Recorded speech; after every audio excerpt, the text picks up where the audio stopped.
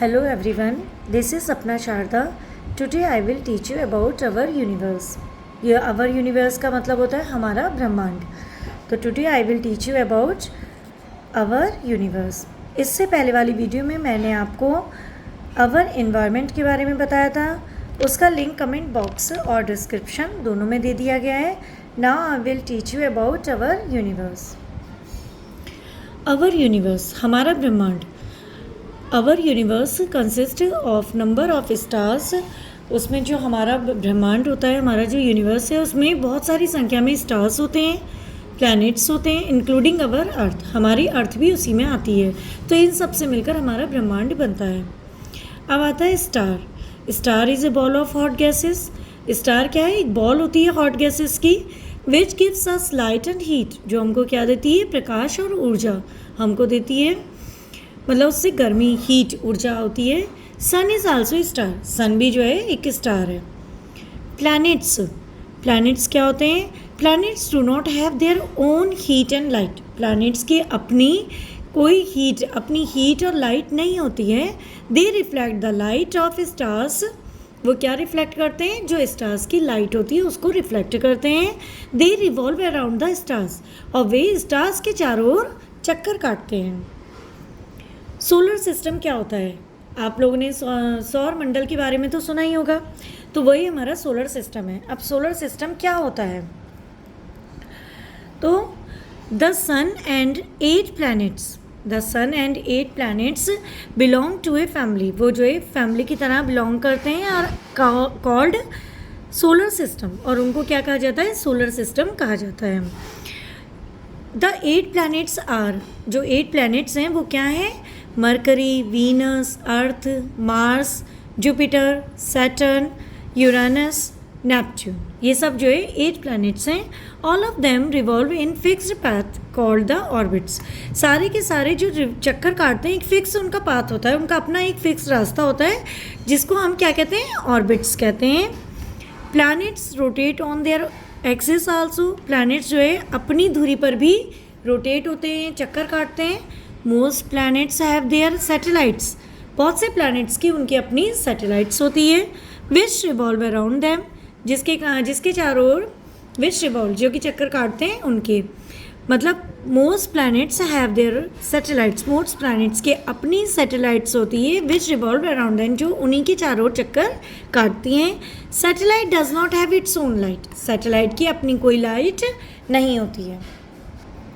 Moon is a natural satellite on earth. Moon जो है earth पर एक नेचुरल सैटेलाइट है. Moon has no air and water. Moon पे जो है हवा और पानी दोनों ही नहीं है.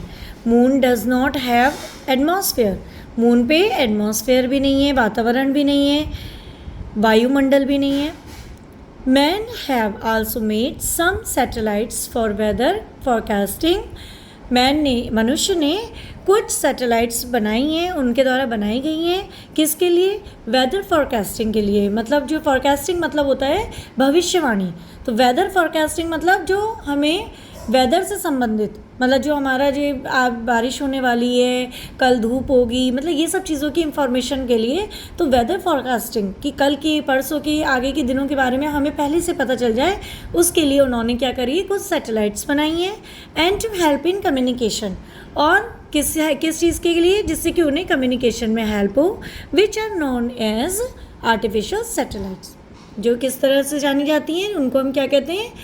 Artificial satellites. मतलब वो सैटेलाइट्स होती हैं पर कृत्रिम रूप से बनाई गई हैं, तो कृत्रिम सैटेलाइट्स के रूप में वो जानी जाती हैं.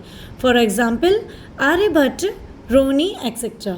एग्जाम्पल, उदाहरण के लिए क्या है? आर्यभट्ट और रोनी, ये सब जो है उनके मतलब सैटेलाइट्स के नाम हैं. तो ये सैटेलाइट्स हैं. अब ये देखिए, गैलेक्सी में सोलर सिस्टम के बारे में दिखाया जा रहा है. About 4.5 billion years ago, when a cloud of interstellar gas and dust collapsed, resulting in a solar nebula, a swirling disk of material that collided to form the solar system. The solar system is located in the Milky Way's Orion star cluster. Only 15% of stars in the galaxy host planetary systems, and one of those stars is our own sun. Revolving around the sun are 8 planets. The planets are divided into 2 categories. categories based on their composition: terrestrial and Jovian. Terrestrial planets, including Mercury, Venus, Earth, and Mars, are primarily made of rocky material. Their surfaces are solid, they don't have ring systems, they have very few or no moons, and they are relatively small. The smallest and closest to the Sun is Mercury, which has the shortest orbit in the solar system at about 3 Earth months. Venus is the hottest planet, with temperatures of up to 867 degrees Fahrenheit due to an atmosphere of carbon dioxide and extensive lava flows. Next to this world of fire is a world of water, Earth. The water systems on this planet help create the only known environment in the universe capable of sustaining life. The last of the terrestrial planets, Mars, might have also supported life about 3.7 billion years ago, when the planet had a watery surface and moist atmosphere. Beyond the 4 terrestrial planets of the inner solar system lie the Jovian planets of the outer solar system.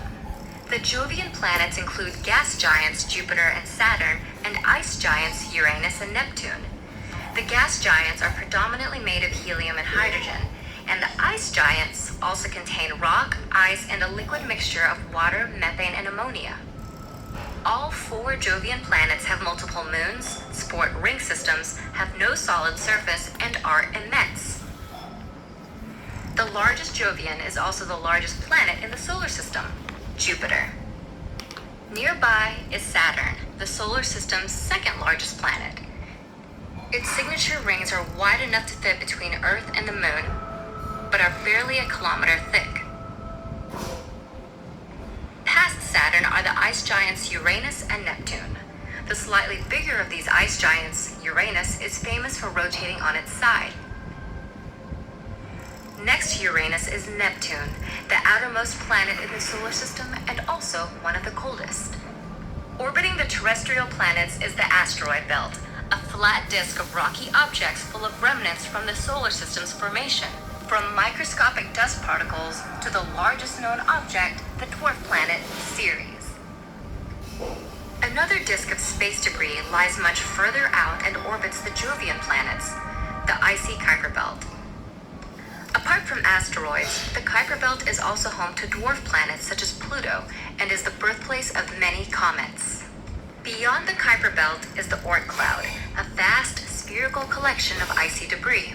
It is considered the edge of the solar system since that is where the gravitational and physical influences of the Sun end.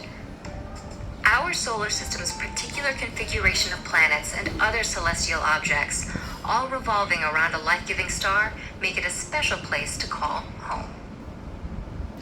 अभी कुछ चीज़ें मैंने जो है आपको दिखाई जो solar system की थी कि कैसे कौन से प्लैनेट्स बहुत ज़्यादा हॉट हैं, कौन से बड़े हैं, कितने प्लैनेट्स हैं, कैसे कैसे उनका सब आपने देखा. अब इनका जो पाथ है उसके बारे में आप देखेंगे. देखिए,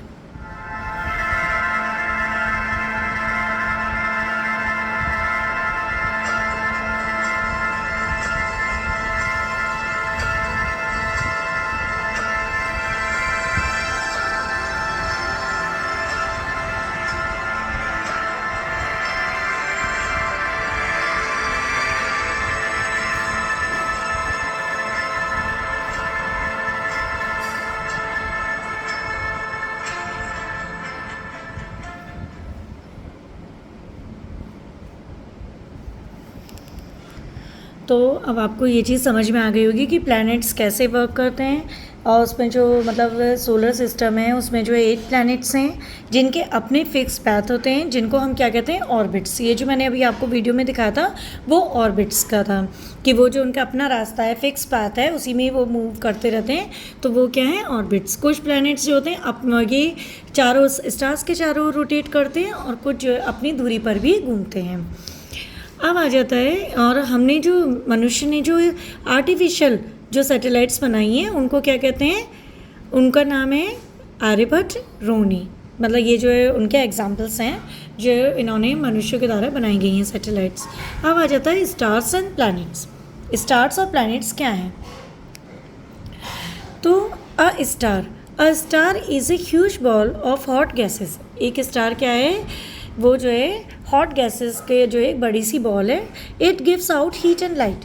वो क्या करती है, हीट और लाइट को जो है बाहर को भेजती है। उसके बाद उससे बाहर क्या निकलती है, हीट एंड लाइट जो है उससे आती है। Planets do not have any heat और light of their own. Planets की अपनी कोई हीट और लाइट नहीं होती है। They appear bright because they reflect the light of stars. वो ब्राइट दिखते हैं, वो चमकते हुए, उनमें से एक प्रकाश निकलता हुआ दिखता है, because they reflect the light of stars, क्योंकि वो जो स्टार्स की लाइट है उसको रिफ्लेक्ट कर रहे हैं, इसीलिए वो जो है हमें एकदम से लाइट फेंकते हुए दिखते हैं। लेकिन उनकी अपनी कोई लाइट नहीं होती, उनका अपना कोई प्रकाश नहीं होता। दे रिवॉल्व अराउंड द स्टार्स। वो क्या करते हैं, स्टार्स के चारों ओर चक्कर काटते रहते हैं। The sun is actually a star. Sun एक स्टार है, because it has its own heat and light, क्योंकि इसके अपनी हीट और लाइट है। It is a huge sphere of hot gases. यह एक बड़ा सा एक स्पेयर, मतलब गोला एक क्षेत्र है जो जिसमें हॉट गैसेस हैं, गर्म गैसेस हैं। The earth and other 7 planets, जो पृथ्वी है और जो अदर 7 प्लैनेट्स हैं, that revolve around the sun, जो सन के चारों ओर चक्कर काटते हैं, get heat and light from the sun.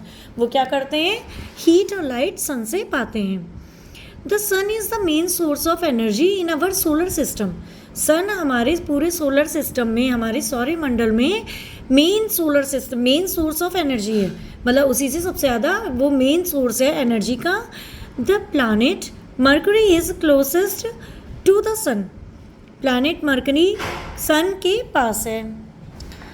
The planet Mercury is closest to the sun. जो मरकरी प्लानट है वो सन के बहुत पास है। फॉलोड बाय वीनस, जो है वीनस के द्वारा फॉलो किया जाता है, अर्थ के द्वारा, मार्स के द्वारा, Jupiter, Saturn, Uranus and Neptune. तो सबसे ज़्यादा पास क्या है, वो है Mercury. They revolve around the sun. वो जो है सन के चारों ओर चक्कर काटते हैं in fix path called orbits, जिसके बारे में मैंने आपको पहले भी बताया था। फिक्स पैथ है जिसे ऑर्बिट्स कहते हैं। Stars are far apart from each other. ये जो स्टार्स हैं एक दूसरे से दूर हैं, मतलब ये जो है काफ़ी दूर होते हैं एक दूसरे से। Distance between planets is measured in light years. जो इनके बीच की दूरियां होती हैं वो किससे तय की जाती हैं, लाइट ईयर से। अब ये लाइट ईयर्स क्या होता है, the distance travelled by light in 1 year is called light year. जो दूरी लाइट के द्वारा ट्रेवल की जाती है, जो दूरी लाइट के द्वारा तय की जाती है एक साल में, इन 1 year is called light year, उसको लाइट ईयर कहते हैं। The planet also rotate on their axis. Planet अपने एक्सिस पर भी, अपनी दूरी पर भी रोटेट करते हैं। प्लानट अपनी दूरी पर भी रोटेट करते हैं। Most of the planets have satellites. बहुत से प्लैनेट्स की सैटेलाइट्स होते हैं। A satellite is a heavenly body. एक satellite heavenly body that revolves around planets, जो क्या करती है, प्लैनेट्स के चारों ओर चक्कर काटती है। It does not have any light of its own. उनकी अपना कोई प्रकाश नहीं होता है। The moon is a natural satellite on the earth. Moon क्या है, नेचुरल सैटेलाइट है अर्थ पर। देयर इज़ नो एयर और no water on the moon. वहाँ मून पर जो है ना पानी है ना हवा है। So nothing can live on the moon. इसलिए कुछ भी चीज़ मून पर रह नहीं सकती है। It shines as it reflects sunlight from its surface. ये शाइन करती है ऐसे, ये ऐसे चमकता है जैसे कि ये खुद ही मतलब रिफ्लेक्ट करता है सन की लाइट को अपने सरफेस से, मतलब इसके सरफेस से सन की लाइट रिफ्लेक्ट होती है। The moon does not have an atmosphere to protect it. Moon के पास अपना जो है एटमॉस्फेयर, वहाँ पर कोई एटमॉस्फेयर नहीं होता इसको बचाने के लिए। From extreme here and cold, मतलब वहाँ पर ठंड और ज़्यादा गर्मी ये सब चीज़ों के बचाव करने के लिए वहाँ पर कुछ भी नहीं है, वहाँ एटमॉस्फेयर नहीं है। Some satellites in the sky are artificial. कुछ सैटेलाइट्स स्काई में हैं, आसमान पे हैं, वो क्या हैं, आर्टिफिशियल हैं।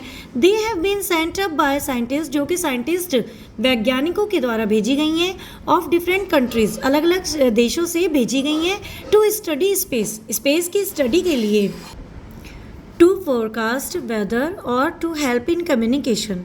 तो वो किस लिए बनाई गई हैं, जिससे कि वेदर के बारे में फोरकास्ट, भविष्यवाणी की जा सके, और टू हेल्प इन कम्युनिकेशन, और जिससे कि और टू हेल्प इन कम्युनिकेशन, और कम्युनिकेशन में हेल्प के लिए वो जो है मतलब सैटेलाइट्स का उन्होंने जो है आविष्कार किया है, वहाँ पर भेजी गई हैं सैटेलाइट्स।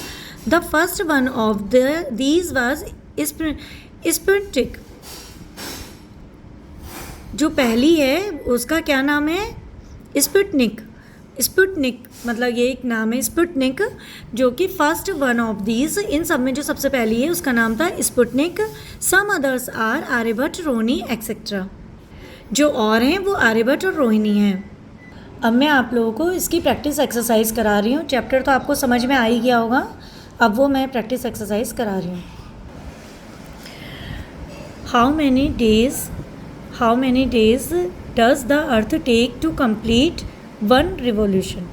तो अराउंड द अर्थ, ये जो है अर्थ कितना जो है टाइम लेती है एक रिवोल्यूशन में। मतलब ये जो है how many days does the earth take to complete one revolution, एक चक्कर काटने में वो कितना पूरा करती है। तो उसका क्या है 363 डेज अराउंड द सन के चारों जो घूमती है।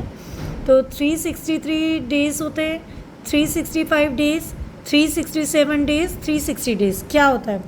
तो इसमें क्या होगा आपका, एक साल में हमारे कितने दिन होते हैं? 365 दिन होते हैं। तो वो जो उसका एक राउंड कंप्लीट होता है तो उसको हम जो है 1 ईयर के मेज़रमेंट में लेते हैं। तो इसीलिए 365 डेज़ हमने उसमें माने हैं कि हाँ 1 ईयर में 365 डेज़ होते हैं। तो उसका एक राउंड हमारा जो पूरा होने में वो कितना टाइम लेती है? 365 डेज़।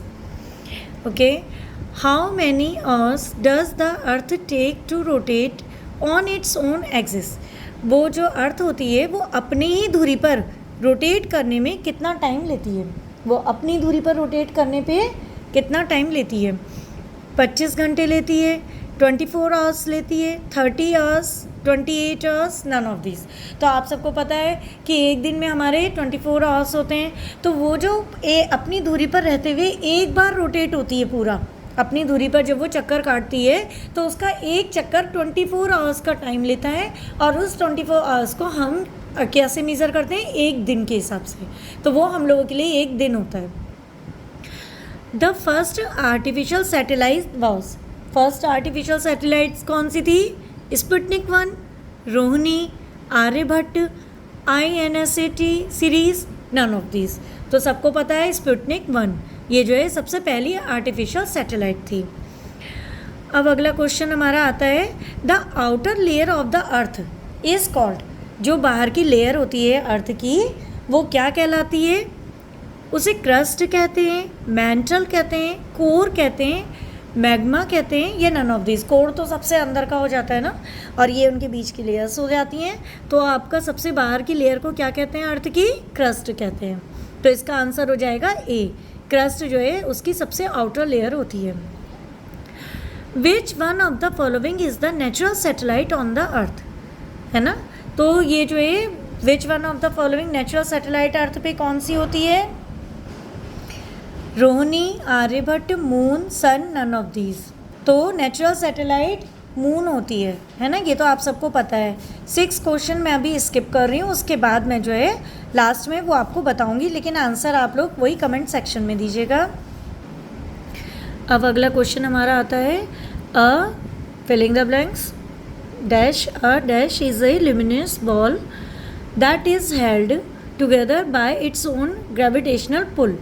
मतलब ये कौन सी वो ऐसी बॉल है जो कि अपने आप आपस में जो है अपनी ग्रेविटेशनल पुल के साथ अपने को खींचे रहती है। तो इसका मतलब ये होता है कि ल्यूमिनस बॉल मतलब जिसकी अपनी खुद की रोशनी होती है ना, चमकती हुई जो बॉल है। तो वो जो कि अपनी ही मतलब ग्रेविटेशनल पुल के कहाँ एक जगह पे रहती है और मूव नहीं करती। तो वो जो एक जगह पे रहती है जो ल्यूमिनस बॉल है उसको हम क्या कहते हैं? तो वो क्या है? स्टार कहते हैं उसको, अर्थ कहते हैं, मून या प्लैनेट। तो उसको क्या कहते हैं? स्टार कहते हैं हम, है ना। तो वो जो a star is a luminous ball that is held together by its own gravitational pull. Okay, अगला क्वेश्चन है, solar system consist of planets revolving around the sun. Sun के चारों ओर जो चक्कर काट रहे हैं सोलर सिस्टम में जो है टोटल कितने प्लैनेट्स हैं? तो 3 हैं, 5 हैं, 8 हैं, 9 हैं, नन ऑफ दिस। तो इनमें से क्या आएगा? 8 प्लैनेट्स हैं सोलर सिस्टम में हमारे जो है कितने प्लैनेट्स हैं? टोटल 8 प्लैनेट्स हैं। और अगला क्वेश्चन आता है, which one of the following planet is nearest to the sun.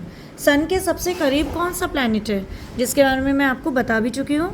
Neptune है, मरकरी है, वीनस, अर्थ क्या है। तो आपको मैंने बताया था ना मरकरी है, वो जो है सन के सबसे पास का प्लैनेट है। तो कौन सा प्लैनेट है, मरकरी। तो इसका आंसर हो गया B. Match of the following, अगला क्वेश्चन हमारा है मैच ऑफ द फॉलोइंग। तो इसमें हम देखेंगे कि natural satellites, Aryabhata, solar system, earth lies between, sun provides, ये एक तरफ लिखे हुए हैं और ये जो दूसरी तरफ आंसर्स हैं इनसे हमें मैच करना है ना। तो हमारा क्या हो जाता है कि नेचुरल सैटेलाइट क्या होता है, heat and light to earth between Venus and Mars, moon man made satellite, planets revolving around the sun. तो आपको इसमें क्या लग रहा है, नेचुरल सैटेलाइट क्या है, मून है। तो पहले का हमारा सी होगा। आपको इसमें किस में लग रहा है, पहले का सी है, बी वाले ऑप्शन में हमें पहले का सी दिख रहा है, ठीक है। अब दूसरा हमारा है आर्यभट्ट। आर्यभट्ट क्या है, तो मैन मेड सैटेलाइट। तो दूसरे का डी भी हमारा इसी ऑप्शन में है, मैन मेड सैटेलाइट आर्यभट्ट है। सोलर सिस्टम हमारा, तो सोलर सिस्टम का क्या है, उसमें planets revolving around the sun. तो सोलर सिस्टम में प्लैनेट्स रिवॉल्व करते हैं, सूरज के चारों ओर चक्कर काटते हैं। तो ये क्या हो गया, तीसरे का ई, वो भी इसमें दिया गया है ना। सन, अर्थ लिव्स बिटवीन, अर्थ कहाँ रहती है, between Venus and Mars, Venus और मार्स के बीच में अर्थ होती है। सन प्रोवाइड्स, सन प्रोवाइड करता है heat and light to the earth, ये तो सभी को पता है, हीट और लाइट अर्थ को देता है। तो sun provides heat and light to the earth. तो फिफ्थ का ए। तो ये आपको समझ में आ गया कि इसमें जो है कौन सा होगा, बी ऑप्शन है। फिफ्थ का ए डी में भी दिया है, लेकिन और चीज़ें इसकी आगे की करेक्ट नहीं है। तो हमारा ओवरऑल बी ऑप्शन राइट होगा। तो इस तरह से ये चैप्टर हमारा कंप्लीट हो गया है। उम्मीद करती हूँ आपको मेरा पढ़ाया हुआ चैप्टर समझ में आया होगा। अब मैंने इसमें एक क्वेश्चन छोड़ा था, जो कि जो है एक बार फिर से हम उसकी तरफ जाते हैं। वो क्वेश्चन था हमारा 6 वाला क्वेश्चन था। क्वेश्चन है which one of the following is not a planet, इनमें से कौन सा प्लैनेट नहीं है। ए ऑप्शन है नेपट्यून, बी ऑप्शन है यूरेनस, सी ऑप्शन है मार्स, डी ऑप्शन है मरकरी और ई ऑप्शन है नन ऑफ दीज। तो इसमें से जो भी आपको लगता है सही आंसर है वो आप जो है कमेंट सेक्शन में लिख दीजिएगा। मैं वहाँ पे क्वेश्चन अपना पिन करके ऊपर की ओर आपको मिल जाएगा इस चैप्टर के डिस्क्रिप्शन में। तो वो उसमें जो आपको क्वेश्चन दिखेगा वो यही 6 वाला मैं वहाँ लिख दूँगी और उसका जो आंसर है आप कमेंट सेक्शन में लिख दीजिएगा। उम्मीद करती हूँ आपको चैप्टर समझ में आ गया होगा। और अगर आपको ये चैप्टर समझ में आ गया तो प्लीज़ वीडियो को लाइक करिए, चैनल को सब्सक्राइब करो और बेल नोटिफिकेशन को प्लीज़ उसको जो है ऑल पर सेट कर दीजिए, जिससे मेरी सारी वीडियोस आप तक पहुंच सकें। Thank you.